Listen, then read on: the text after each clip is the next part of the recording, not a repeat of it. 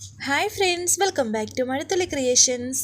ഈ ചാനൽ നിങ്ങൾ ആദ്യമായിട്ടാണ് കാണുന്നതെങ്കിൽ സബ്സ്ക്രൈബ് ചെയ്യാൻ മറക്കല്ലേ. സന്ദീപും ആദ്രയും തമ്മിൽ ഹോസ്പിറ്റലിൽ നിന്ന് സംസാരിക്കുകയാണ്. എൻ്റെ കുഞ്ഞിനേക്കാളും വലുതല്ല എനിക്ക് മറ്റൊന്നും, അതുകൊണ്ട് ഞാൻ തന്നോടൊപ്പം തന്നെ ഉണ്ടാകും, എങ്ങോട്ടും പോകുന്നില്ല എന്നൊക്കെ പറയുന്നുണ്ട്. അത്രയും പറഞ്ഞ് വളരെ സ്നേഹത്തോടെ തന്നെ സംസാരിക്കുകയും ചെയ്തിട്ട് സന്ദീപ് പുറത്തേക്ക് പോകുന്നു. ഇതേ സമയം അനൂപിനോട് മീര സംസാരിക്കുന്നുണ്ട്. അനൂപേട്ടനെ ഈ അവസ്ഥയിലിട്ടിട്ട് ഞാൻ കല്യാണത്തിന് പോകാൻ പോവുമല്ലേ, നിനക്ക് ആഗ്രഹമുണ്ടെങ്കിൽ നീ മോളെയും കൂട്ടി പോയിക്കോ, അച്ഛനുണ്ടല്ലോ ഇവിടെ എന്ന് അനൂപ് പറയുമ്പോൾ വീണ്ടും മീര പറയുന്നുണ്ട്, അങ്ങനെ കല്യാണത്തിന് പോകണമെന്ന് ആഗ്രഹമുണ്ടെങ്കിൽ ഞാൻ വിളിക്കാത്ത ഏതെങ്കിലും കല്യാണത്തിന് പൊയ്ക്കോളാം, അല്ലാതെ എൻ്റെ പിള്ളേരുടെ വാക്ക് കേൾക്കാതെയും അവരെ അധിക്ഷേപിച്ച് നടത്തുന്ന ഒരു കല്യാണത്തിന് മീര പോവില്ല.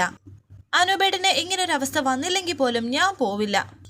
അല്ലെങ്കിൽ തന്നെ അനൂപേട്ടൻ എന്താ വിചാരിച്ചത്, നമ്മൾ ഇവിടുന്ന് പോയില്ലെങ്കിൽ അവരത് നടത്തില്ലെന്നോ? ആരില്ലെങ്കിലും അവരത് നടത്തും. ഒന്നാമതേ ആ ധനുഷ് എന്ന് പറയുന്നവനെ എൻ്റെ കണ്ണിനേരെ കണ്ടൂടാ. പിന്നെ ആ സ്നേഹയുണ്ടല്ലോ, അവളുടെ കാര്യം അങ്ങനെ തന്നെയാ. എനിക്കിഷ്ടമില്ലാത്ത രണ്ടുപേരുടെ കല്യാണത്തിന് പോകണം എന്നാണോ അനൂപേട്ടൻ പറയുന്നത്? അങ്ങനെയല്ല, നമ്മുടെ വീട്ടിൽ നിന്ന് ആരെങ്കിലും പോയില്ലെങ്കിൽ അവരെന്ത് കരുതും എന്ന് അനൂപ് പറയുമ്പോൾ മീര പറയുന്നുണ്ട്, ഒന്നും കരുതില്ല, അതിനെ നമ്മളെ ഓർത്തെങ്കിലല്ലേ അവരെന്തെങ്കിലും കരുതോ? നമ്മുടെ അച്ഛനെ വിളിച്ച് ഈ വിവാഹം നടത്തിക്കോട്ടെ എന്ന് ചോദിച്ചത് നമ്മളോടുള്ള സ്നേഹം കൊണ്ടല്ല. അങ്ങനെ ചോദിച്ചാൽ നടത്തിക്കോളാൻ നമ്മുടെ അച്ഛൻ പറയുമെന്ന് അവർക്ക് നന്നായിട്ടറിയാം. അങ്ങനെ ചോദിക്കേണ്ട കാര്യമുണ്ടോ അനൂപേട്ട? അവിടുത്തെ പെണ്ണല്ലേ ഇവിടെ പ്രസവിക്കാൻ കിടക്കുന്നത്, അപ്പോൾ അവരായിട്ട് നീട്ടിവെക്കുന്നതല്ലേ അതിൻ്റെ ഒരു മര്യാദ? ഇതൊന്നും ആർക്ക് മനസ്സിലാകുന്നില്ല എന്നാണ് അവരുടെ വിചാരം. പണം മാത്രമേ ഉള്ളൂ അവിടെ ഇത്തിരി കൂടുതൽ, അല്ലാതെ നമ്മളെക്കാൾ ബുദ്ധിയൊന്നും അവർക്കില്ല. നേരത്തെ എനിക്ക് ആഗ്രഹം ഉണ്ടായിരുന്നു ഈ വിവാഹത്തിന് പോകണമെന്ന്. ആ ധനുഷ് എന്ന് പറയുന്നവൻ്റെ കൈയും പിടിച്ച് സ്നേഹ എന്ന് പറയുന്നവളുണ്ടല്ലോ നാശത്തിലേക്ക് പോകുന്നത് കാണണമായിരുന്നു. എന്നാലേ ഇപ്പോൾ അതില്ല. ദേ അർച്ചനയും മാതിരിയും ഇല്ലാത്തടത്ത് നമ്മളാരും വേണ്ട. ജാതകത്തിൽ എന്തെങ്കിലും കുഴപ്പമുണ്ടെന്നല്ലേ പറയുന്നത്? ആ സമയത്ത് അത് നടന്നില്ലെങ്കിൽ പിന്നെ അത് നടക്കില്ല എന്ന് പറയുന്നു എന്നെ അനൂപ് പറയുമ്പോൾ വീണ്ടും മീര പറയുന്നുണ്ട്, ഓ പിന്നെ ഒരു ജാതകം. അങ്ങനെ ശുഭമുഹൂർത്തത്തിൽ കെട്ടിക്കൊടുത്തിട്ട് ആ പെണ്ണ് പോയതുപോലെ ഇനി വരും. ഒന്നുകിൽ വയറ്റിൽ അല്ലെങ്കിൽ കയ്യിലൊരു കുട്ടി ഉണ്ടാകും. അതെ, ആ ധനുഷ് അങ്ങനെ ഒരുത്തനാണെന്ന് കല്യാണത്തിന് മുന്നെങ്കിലും അവർ തിരിച്ചറിഞ്ഞാൽ കൊള്ളാം. നമുക്കും ഒരു പെങ്കൊച്ചുണ്ട്, പറഞ്ഞൂടാ എന്നറിയാം, എങ്കിലും പറഞ്ഞു പോവുകയാണ്. ഈ ധനുഷിൻ്റെ ഡ്യൂപ്ലിക്കേറ്റ് അച്ഛനും അമ്മയും ഇവളെ ഈ പെണ്ണിനെ നുള്ളിക്കേറി വെച്ചില്ലെങ്കിൽ അനൂപേട്ടൻ എന്നെ ഡിവോഴ്സ് ചെയ്തോ. ഇത്രയും പറഞ്ഞ് മീര പോകുന്നുണ്ട്. മീരയുടെ മനസ്സിലെ സങ്കടം കൊണ്ടാണ് ഇത്രയും പറയുന്നത്. ശേഷം കാണിക്കുന്നത് സ്നേഹ വിവാഹത്തിനുള്ള ഒരുക്കങ്ങളൊക്കെ ആയിട്ടുണ്ട്. ഇപ്പോൾ സ്നേഹയുടെ കയ്യിൽ മെഹന്തി ഇട്ട് കൊടുക്കുകയാണ് സ്നേഹയുടെ ഫ്രണ്ട്സൊക്കെ. പിന്നെ വിവാഹത്തിന് വേണ്ട ഒരുക്കങ്ങളൊക്കെ നന്ദൻ തന്നെ ഓടി നടന്ന് ചെയ്യുന്നുണ്ട്. ഫോണിൽ ആരോടൊക്കെയോ സംസാരിച്ച് എന്തൊക്കെയോ ഏർപ്പാടാക്കുന്നു. ധനുഷ് അവിടേക്ക് വന്നു. അല്ല, ധനുഷ് ഇവിടെ ഉണ്ടായിരുന്നോ? ഞാൻ കരുതി രാവിലെ വീട്ടിലേക്ക് പോയെന്ന്. നാളെ ഞാൻ വിവാഹം കഴിഞ്ഞിട്ടേ ഇവിടുന്ന് പോകുന്നുള്ളൂ. അവിടുത്തെ കാര്യങ്ങളൊക്കെ അളിയനും ഇവൻ മാനേജ്മെന്റ് ടീംസും നടത്തിക്കോളും. പോയാലും വീണ്ടും മഞ്ഞൾ കല്യാണത്തിന് വരണമല്ലോ എന്ന് ധനുഷ് പറയുന്നുണ്ട്. വീടാകെ അലങ്കരിച്ച് വെച്ചിരിക്കുകയാണ്. അവൻ്റെ ഗെയിം ഇവരെ ശ്രദ്ധിക്കുന്നുണ്ടായിരുന്നു. സ്നേഹയുടെ അടുത്തേക്ക് വരികയാണ് ധനുഷ്. എന്നിട്ട് ഫ്രണ്ട്സിനോട് ചോദിക്കുന്നുണ്ട്, ഇപ്പോഴത്തന്നെ തുടങ്ങിയോ മൈലാഞ്ചി കല്യാണം? ഇത് മൈലാഞ്ചി കല്യാണമല്ല, അത് രാത്രി. ഇത് അതിനു മുന്നേ ഉള്ള ഒരു ഇവളുമാരുടെ അലങ്കോല പണി എന്നൊക്കെ സ്നേഹ പറയുന്നുണ്ട്. പിന്നെ വരനെ ഫ്രണ്ട്സിനെല്ലാം പരിചയപ്പെടുത്തി കൊടുക്കുകയാണ് സ്നേഹ. ദേ ഇതാണ് വരൻ, പേരറിയാലോ, ധനുഷ്. കൂട്ടുകാരികൾ എന്തോ സ്നേഹയുടെ ചെവിയിൽ പറയുന്നു. എന്താണ് കൂട്ടുകാരിയുടെ കമന്റ്, നല്ലതാണോ എന്ന് ധനുഷ്. നല്ലതാണ്, ഇനിയിപ്പോൾ മോശം പറഞ്ഞിട്ടും കാര്യമില്ലല്ലോ എന്നൊക്കെ സ്നേഹയും പറയുന്നു. എന്നാൽ ഇതൊന്നും ഇഷ്ടപ്പെടാതെ അവൻ്റെ മുറിയിലേക്ക് പോകുന്നത് ധനുഷ് കാണുന്നു. ശേഷം അർച്ചനയും സച്ചിയും അവിടേക്ക് വരുന്നുണ്ട്. അതൊക്കെ മൈൻഡ് പോലും ചെയ്യാതെ സച്ചിയും അർച്ചനയും പുറത്തേക്ക് പോകാൻ തുടങ്ങിയപ്പോൾ ധനുഷ് സച്ചിയുടെ അരികിലേക്ക് വന്നു. സാർ ഇങ്ങോട്ടാ, മണ്ഡപത്തിലേക്കാണോ എന്ന് ചോദിച്ചപ്പോൾ സച്ചി പറയുന്നുണ്ട്, അല്ല ഓഫീസിലേക്കാണ്. ഓഫീസിലേക്കോ എന്നെ ധനുഷ് പറയുമ്പോൾ സേതുമാധവൻ വാതിൽ തുറന്ന് പുറത്തേക്ക് വന്നു. എന്താ അങ്ങനെ ഒരു വാക്ക് ധനുഷ് കേട്ടിട്ടില്ലേ എന്ന് സച്ചി പറയുന്നു. സേതു സച്ചിയോട് ചോദിക്കുന്നുണ്ട്, നീ ഇത് രാവിലെ എങ്ങോട്ടാ?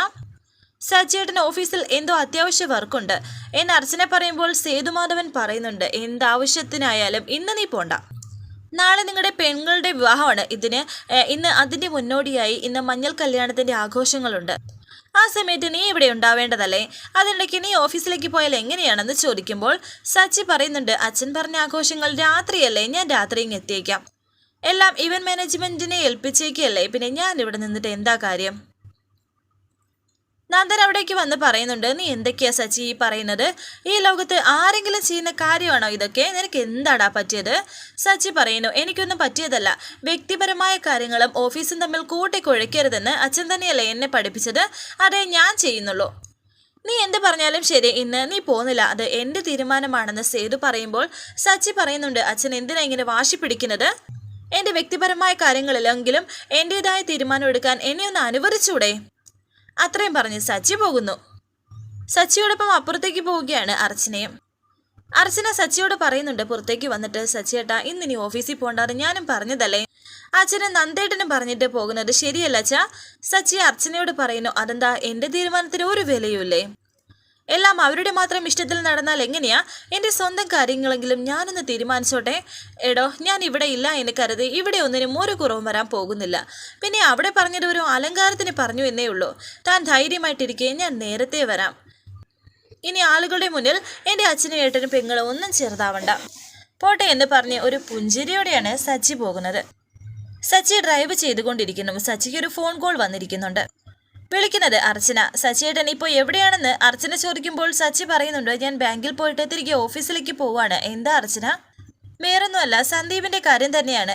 അവൻ വിവാഹത്തിൽ പങ്കെടുക്കില്ല എന്ന തീരുമാനത്തിൽ തന്നെയാണ് ഇപ്പോഴും ഉള്ളത്. സച്ചിയേട്ടൻ അവനെ ഒന്ന് കാര്യങ്ങൾ പറഞ്ഞ് മനസ്സിലാക്കി വിവാഹത്തിന് വരാൻ പറ എന്ന് അർച്ചന പറയുമ്പോൾ സച്ചി പറയുന്നുണ്ട്, ഞാൻ എന്ത് പറയാനാ? നാളെയാണ് ആതിരയുടെ സർജറി പറഞ്ഞിരിക്കുന്നത്. അവിടെ സർജറി നടക്കുന്ന സമയത്ത് അവൻ ഇവിടെ വന്ന് നിൽക്കുമെന്ന് തനിക്ക് തോന്നുന്നുണ്ടോ? അവനെന്നല്ല, അവൻ്റെ സ്ഥാനത്തിന് ഇപ്പോൾ ആരായാലും ഇപ്പോൾ അവനെടുത്ത ആ തീരുമാനം മാത്രമേ എടുക്കൂ. അർച്ചന പറയുന്നു, നാളെ വന്നില്ലെങ്കിൽ വേണ്ട, ഇന്ന് എപ്പോഴെങ്കിലും ഇവിടെ വരെ ഒന്ന് സ്നേഹി കണ്ടിട്ട് പോകാൻ ഒന്ന് പറയേ. അപ്പോൾ അച്ഛനും ഒരു സമാധാനമാവുമല്ലോ. ഇത് കേട്ട് സച്ചി പറയുന്നു, അപ്പോൾ ഈ വിവാഹം നടക്കുമെന്ന് തനിക്കും ഏകദേശം ഉറപ്പായി അല്ലേ? ശരിയാണ്, നമുക്കൊന്നും ചെയ്യാൻ കഴിഞ്ഞില്ല. മറ്റു നിവൃത്തിയില്ലാതെ ഒരു താല്പര്യമില്ലാതെ നമ്മളും ആ വിവാഹത്തിൽ പങ്കെടുക്കുന്നു. ഞാൻ പറഞ്ഞതാ. ഇനിയിപ്പോൾ താൻ അതൊന്നും ഓർത്ത് വിഷമിക്കണ്ട. നമ്മൾ ശ്രമിക്കാഞ്ഞിട്ടല്ലല്ലോ. എല്ലാം വരുന്നത് പോലെ വരട്ടെ എന്ന് നിരാശയോടെ സച്ചി പറയുന്നു. ഞാൻ വൈകിട്ട് ഓഫീസിൽ നിന്നിറങ്ങുമ്പോൾ സന്ദീപിനെ ഹോസ്പിറ്റലിൽ ചെന്ന് കാണാം. കാര്യങ്ങൾ പറഞ്ഞ് ബോധ്യപ്പെടുത്തി ഞാൻ അവനെയും കൊണ്ട് വരാം. എടോ, താൻ സമാധാനമായിട്ടിരിക്കെന്ന് സച്ചി ഒന്നുകൂടി അർച്ചനയ്ക്ക് ഉറപ്പ് കൊടുക്കുന്നുണ്ട്. അനഘ ഇപ്പോൾ അർച്ചനയുടെ മുറിയിലേക്ക് വന്നിട്ട് പറയുന്നു, ഏട്ടത്തി നമുക്ക് എങ്ങോട്ടെങ്കിലും ഇറങ്ങിപ്പോയാലോ? ഇഷ്ടമില്ലാത്ത ഈ വിവാഹം കാണുന്നതിനേക്കാൾ നല്ലത് ഏട്ടനെയും കൂട്ടി എങ്ങോട്ടെങ്കിലും പോകുന്നത് തന്നെയാണ്. ഇത് കേട്ട് അർച്ചന പറയുന്നുണ്ട്, വേണ്ട അനഘേ, നമ്മൾ അങ്ങനെ പോയാൽ നമ്മൾ തോറ്റുപോയെന്നാണ് അതിനർത്ഥം. പ്രത്യേകിച്ച് ഞാൻ തോറ്റുപോയാലും ഈ വിവാഹം എനിക്ക് നേരിട്ട് കാണണം. അർച്ചന എന്ന ഞാൻ എത്രയോ ദുർബലയാണെന്ന് സ്വയം മനസ്സിലാക്കാൻ എനിക്കതിന് സാധിക്കും. എനിക്കറിയാം, എല്ലാവരും എന്നെ വിശ്വസിച്ചാണ് ഇത്രയും ദിവസം നടന്നത്.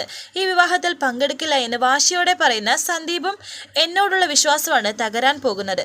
വാശിയിൽ മാറി നിൽക്കുന്നവർക്ക് വാശിയല്ല, മനസ്സ് നിറഞ്ഞുള്ള സങ്കടമാണ് കൺമുന്നിൽ നടക്കുന്നത് ഒരിക്കലും കാണാൻ പാടില്ലാത്തതാണ് എന്നുള്ള തിരിച്ചറിവുള്ള സങ്കടം. അനഘ പറയുന്നുണ്ട്, അതങ്ങനെയാണ് ഏട്ടത്തി. ഇതുപോലെയുള്ള നീച പ്രവൃത്തികൾ ചെയ്യുന്നവർക്ക് അവസാനം വരെ വിജയം തന്നെയായിരിക്കും. പക്ഷെ എന്തെങ്കിലും ഒരു ദിവസം എല്ലാം മാറി മറിയും. എന്നും ഒരാൾക്ക് വിജയം വരില്ല എന്ന് പറയുന്നത് പോലെ അവൻ്റെ ചേച്ചിയും എന്നും വിജയിക്കില്ല. സ്നേഹിയുടെ ജീവിതം, ഈ കുടുംബത്തിന്റെ നാശം, ചിലരുടെയെങ്കിലും ജീവൻ, അതൊക്കെ ഉണ്ടായിട്ട് എന്തിനാണ് നമുക്ക് അവസാന വിജയം? ഒന്നും നഷ്ടപ്പെടാതെ നോക്കണം. തടയാൻ പറ്റാത്ത കാര്യങ്ങൾ തടയണം. എതിരാളികളെ ഒന്നും ചെയ്യാതെ തടഞ്ഞു നിർത്തുന്നത് മറ്റൊരർത്ഥത്തിൽ വിജയം തന്നെയാണ്. എൻ്റെ പഴയ ഉറപ്പിന് ബലക്കുറവുണ്ടെങ്കിലും സ്നേഹിയുടെ വിവാഹം നടത്താൻ ഞാൻ സമ്മതിക്കില്ല എന്ന് അർച്ചന. എങ്ങനെ? ഇനിയിപ്പോൾ നമ്മളെ കൊണ്ട് എന്ത് ചെയ്യാൻ പറ്റും എടുത്തി എന്ന് അനഘ പറയുമ്പോൾ അർച്ചന പറയുന്നു, ഇന്നൊരു രാത്രി ഉണ്ടല്ലോ, ഈ ഒരു രാത്രിയിൽ ഒന്നും ചെയ്യാൻ പറ്റിയില്ലെങ്കിൽ നാളെ ഈ വിവാഹം നടക്കൂ. ഇന്നത്തെ രാത്രി വളരെ പ്രധാനപ്പെട്ടതാണ് നമുക്കും അവർക്കും. വിവാഹം നടക്കണമെന്ന അവന്തികയുടെ ആഗ്രഹവും മുടക്കണമെന്ന അർച്ചനയുടെ ആഗ്രഹവും മത്സരിക്കുന്ന രാത്രി, സാധ്യതകൾ കുഴഞ്ഞു മറിയുന്ന ഇന്നത്തെ രാത്രി എന്നൊക്കെ അർച്ചന പറയുന്നു. ശേഷം കാണിക്കുന്നത് സച്ചി വഴിയിൽ ഒരു ഭാഗത്ത് വണ്ടി നിർത്തിയിട്ട് സന്ദീപിനെ വിളിച്ചു. നീ ഹോസ്പിറ്റലാണോ എന്ന് ചോദിക്കുന്നു. അതേ, ഹോസ്പിറ്റലാണ്. എന്താ, ഏട്ടൻ ഇങ്ങോട്ട് വരുന്നുണ്ടോ എന്ന് സന്ദീപ്. വരുന്നുണ്ട്, നീ വേഗം റെഡിയാകുന്ന സച്ചി. റെഡിയാവാനോ? എവിടെ പോകാനെന്ന് സന്ദീപ് പറയുമ്പോൾ സച്ചി പറയുന്നുണ്ട്, വീട്ടിലേക്കെന്ന്. അത് പറഞ്ഞപ്പോഴേ സന്ദീപിന്റെ ഭാവം മാറി. നീ ഒന്ന് വീട്ടിലേക്ക് വന്നിട്ട് നാളെ വിവാഹം കഴിഞ്ഞ ഉടൻ തന്നെ തിരിച്ചു പോയിക്കോളാനും സച്ചി പറയുന്നു. ഞാൻ ഇവിടെയും വരുന്നില്ല ഏട്ടാ. വിവാഹത്തേക്കാൾ എനിക്ക് ഇമ്പോർട്ടൻ്റ് ആതിരയുടെ കാര്യമാണ്. എടാ, അതൊക്കെ എനിക്ക് മനസ്സിലാകും, ബാക്കിയുള്ളവർക്ക് മനസ്സിലാകണ്ടേ എന്ന് സച്ചി പറയുമ്പോൾ സന്ദീപ് പറയുന്നുണ്ട്, ആർക്കും മനസ്സിലാകണ്ട. മനസ്സിലാവാത്തയല്ലോ, മനസ്സിലാക്കാത്തതല്ലേ. സച്ചിയേട്ടൻ ഈ പറയുന്ന വിഷമം അവിടെ ആർക്കുണ്ടെന്ന് എനിക്ക് തോന്നുന്നില്ല. ഞാൻ വന്നാലും ഇല്ലെങ്കിലും ഈ വിവാഹം നടക്കും. ഞാനെന്നും അവരുടെ ഓർമ്മയിൽ പോലും ഇല്ല സച്ചിയേട്ട എന്ന് പറയുമ്പോൾ സച്ചി പറയുന്നുണ്ട്, അതൊക്കെ നിന്റെ തോന്നലാണ്. അച്ഛൻ്റെ സമാധാനത്തിനെങ്കിലും നീ ഇവിടെ വരണം. മറ്റുള്ളവരുടെ കാര്യം നീ മറന്നേക്ക്. നീ അച്ഛനെ കുറിച്ച് ഒന്ന് ഓർക്ക്. ഹോസ്പിറ്റലിൽ അച്ഛനും അമ്മയും ഉണ്ടല്ലോ. വിവാഹം കഴിഞ്ഞ ഉടനെ നിനക്ക് തിരിച്ചു പോകാം. നമ്മളായിട്ട് ഇനിയിപ്പോൾ ഇതിന് മാറി നിന്നെന്ന് ഒരു പരാതി വരാതിരിക്കാനാ ഞാൻ ഈ പറയുന്നത്. തൽക്കാലം നീ പറയുന്നത് നീ ഒന്ന് അനുസരിക്കുക. നീ വേഗം ഒന്ന് റെഡിയാവ്. നീ അവിടെ റെഡിയായിട്ട് നിൽക്കണേ, ഞാൻ അങ്ങോട്ട് വരാമെന്ന് പറഞ്ഞ് സച്ചി ഫോൺ വെച്ചു. സച്ചിയല്ല, വേറെ ആരെങ്കിലുമാണ് ഇത് പറഞ്ഞതെങ്കിൽ സന്ദീപ് ഒരിക്കലും അനുസരിക്കില്ലായിരുന്നു. ഇപ്പോൾ എന്ത് പറയണമെന്നറിയാതെ നിൽക്കുകയാണ് സന്ദീപ്. സച്ചിയാണെങ്കിൽ സന്ദീപിനെ വിളിക്കാനായിട്ട് ഹോസ്പിറ്റലിൽ പോയിക്കൊണ്ടിരിക്കുന്നുണ്ട്. ഇതേസമയം വഴിയിൽ ഒരു കുട്ടി കാറ് കേടായതിനാൽ അവിടെ വെയിറ്റ് ചെയ്ത് നിൽക്കുകയാണ് മറ്റൊരു വണ്ടി കിട്ടാൻ വേണ്ടി. വരുന്ന ഓരോ വണ്ടിക്കും കൈ കാണിക്കുന്നുണ്ട്. ആ ചേട്ടനാണെങ്കിൽ വണ്ടി നോക്കിക്കൊണ്ടിരിക്കുന്നു. അതുവഴി തന്നെയാണ് സച്ചിയുടെ വരവും. ഇത് സച്ചിയെ കൊടുക്കാൻ തന്നെ ആയിരിക്കണം. കാരണം ഇന്നത്തെ രാത്രി സച്ചി എങ്ങനെയെങ്കിലും മാറ്റി നിർത്താനായിരുന്നു ധനുഷും അവന്തികയും ആ കൊട്ടേഷൻ കൊടുത്തത്. എന്നെ അടുത്ത ജംഗ്ഷനിൽ ഒന്ന് ഇറക്കി തരാമോ മോള്? ട്യൂഷൻ കഴിഞ്ഞ് ഇറങ്ങി നിൽക്കാണ്. കാറ് കേടായിപ്പോയി എന്നൊക്കെ ആ കുട്ടി പറയുന്നു. ഓട്ടോ കാണുന്നില്ല, അതാണ്. പ്ലീസ് സാർ എന്നൊക്കെ പറയുമ്പോൾ സച്ചി പറയുന്നുണ്ട് കയറിക്കോളാൻ. ഏട്ടാ എന്ന് പറഞ്ഞ് ഒരാളെ വിളിക്കുന്നുണ്ട് കുട്ടി. സാറ് ഡ്രോപ്പ് ചെയ്യാമെന്ന് പറഞ്ഞു. ആങ്ങളെയാ എന്ന് പറഞ്ഞ് ആ കുട്ടി ഫ്രണ്ട് സീറ്റിൽ തന്നെ കയറി. ആങ്ങളെ എന്ന് പറയുന്നവൻ ബാക്കിലും കയറിയിരിക്കുന്നു. സച്ചിക്കൊരു കോള് വന്നു. വിളിക്കുന്നത് അർച്ചന. അർച്ചന, ഞാൻ സന്ദീപിൻ്റെ അടുത്ത് എത്താറായി. ശരിയെന്ന് പറഞ്ഞ് സച്ചി ഫോൺ വെച്ചു. ആങ്ങള എന്ന് പറയുന്ന ആൾക്ക് അയാളൊരു ഗുണ്ട തന്നെയാണ്. മുഖം മൂടി ഇട്ടിട്ടാണ് അയാളുടെ വരവ്. ഇതേസമയം ധനുഷും സ്നേഹയും അവിടെ വിവാഹാഘോഷങ്ങളുടെ തിരക്കിലാണ്. ബന്ധുക്കളൊക്കെ ഗിഫ്റ്റൊക്കെ ആയിട്ട് അവിടേക്ക് വരുന്നു. എല്ലാവരും അവർക്ക് രണ്ടുപേർക്കും ഗിഫ്റ്റൊക്കെ കൈമാറുകയാണ്. രണ്ടുപേരും വളരെ സന്തോഷത്തിൽ തന്നെയാണ്. ഇത് കണ്ട് അവന്തികയ്ക്കാണെങ്കിൽ സഹിക്കുന്നില്ല. അവന്തിക ഇടയ്ക്കിടയ്ക്ക് അങ്ങോട്ട് വന്ന് നോക്കുന്നുണ്ട് ഇതൊക്കെ. ധനുഷ് അത്രയും നേരം സന്തോഷത്തോടെ നിൽക്കുമായിരുന്നു. അവന്തിക നോക്കുന്നു എന്നറിഞ്ഞപ്പോൾ ധനുഷ് പെട്ടെന്നങ്ങ് വല്ലാതാകുന്നുണ്ട്. പിന്നെ സ്നേഹയുടെ മുന്നിൽ പിടിച്ചു നിൽക്കാൻ വേണ്ടി സന്തോഷം അഭിനയിക്കുന്നുണ്ട്. ദേഷ്യത്തോടെ അവന്തിക അകത്തേക്ക് പോകുന്നു. അവന്തിക പോയെന്ന് ഉറപ്പായപ്പോഴാണ് ധനുഷിന് സന്തോഷം സമാധാനമാകുന്നത്. ഇതേസമയം സച്ചിയോടൊപ്പം കയറിയ ആ കുട്ടി ചോദിക്കുന്നുണ്ട്, സാർ എങ്ങോട്ടാണെന്ന്. സച്ചി പറയുന്നു, എനിക്കിവിടെ അടുത്ത് ഒരു ഹോസ്പിറ്റലിൽ കയറാനുണ്ട്. വിവേകാനന്ദ ഹോസ്പിറ്റലാണോ എന്ന് ചോദിക്കുമ്പോൾ അതെ എന്ന് സച്ചി. സാറ് വന്നത് നന്നായില്ലെങ്കിൽ ഞങ്ങൾ പെട്ടുപോയെന്ന് എന്നൊക്കെ പറയുമ്പോൾ സച്ചി ചോദിക്കുന്നുണ്ട്, മോള് എത്രയിലാണ് പഠിക്കുന്നതെന്ന്. 5ാം ക്ലാസ്സിലാണെന്ന് ആ കുട്ടി പറയുന്നു. എനിക്കിവിടുന്ന് ഇടത്തേക്കാണ് തിരിയേണ്ടത് എന്ന് സച്ചി പറയുമ്പോൾ ആ കുട്ടി പറയുന്നു, ഞങ്ങൾക്ക് പോകേണ്ടത് വലത്തോട്ടാണ്. അപ്പോൾ നിങ്ങൾ ഇവിടെ ഇറങ്ങിക്കോളൂ, ഇനിയിപ്പോൾ ഓട്ടോ കിട്ടുമല്ലോ എന്ന് സച്ചി അവരോട് പറയുന്നു. സാറ് വലത്തോട്ട് വണ്ടി തിരിക്കാൻ വണ്ടി നിർത്തിയതിനു ശേഷം ആ കുട്ടി പറയുന്നു, പോകേണ്ട സ്ഥലം ഞാൻ പറഞ്ഞു തരാമെന്നും ആ കുട്ടി. നിന്നോട് വലത്തോട്ടല്ലേടാ വണ്ടി തിരിക്കാൻ പറഞ്ഞത്, തിരിക്കടാ എന്നൊക്കെ അയാൾ പറയുമ്പോൾ പെട്ടെന്നാണ് ആ കുട്ടി സച്ചിയുടെ നേർക്ക് തോക്ക് ചൂണ്ടുന്നത്. സാറ് വണ്ടി വലത്തോട്ട് തിരിച്ച് എന്ന് പറയുന്നുണ്ട്. വണ്ടി എടുക്കടാ എന്നൊക്കെ ഇങ്ങനെ പറയുകയാണ്. സച്ചിയുടെ കഴുത്തിലാണ് തോക്ക് വെച്ചിരിക്കുന്നത്. നിവൃത്തിയില്ലാതെ സച്ചി വണ്ടി എടുത്തോ. ഇതിനിടയ്ക്ക് അർച്ചന സച്ചിയെ കോള് ചെയ്യുന്നുണ്ട്.